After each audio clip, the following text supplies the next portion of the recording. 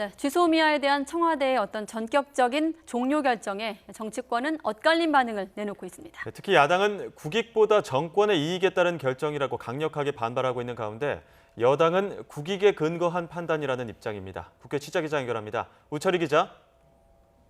네, 국회입니다. 네, 사실 종료 결정이 나오기 전에도 정치권은 관련해서 갑론을박이 있었는데 결과가 나오고 나서 어떤 반응들이 나오고 있습니까?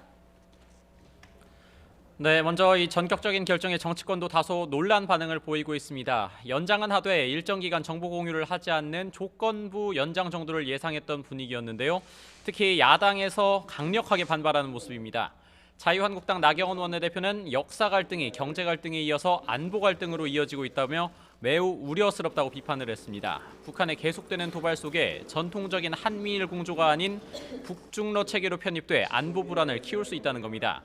그러면서 조국 법무부 장관 후보자에 대한 각종 의혹을 둘러싸고 어지러운 정국에 국익보다 정권의 이익에 따른 결정이다 이렇게도 비판을 했습니다.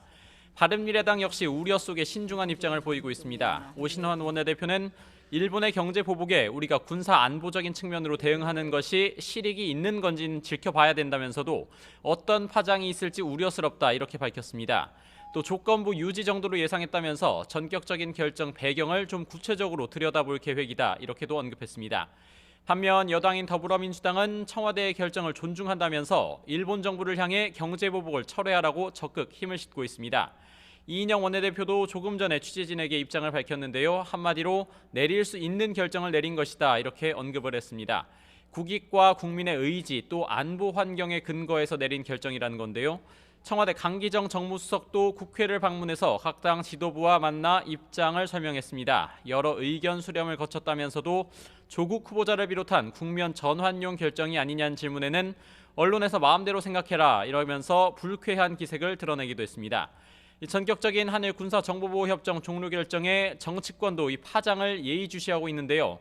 향후 전국에 어떤 영향을 미칠지 주목됩니다. 지금까지 국회에서 YTN 우철입니다.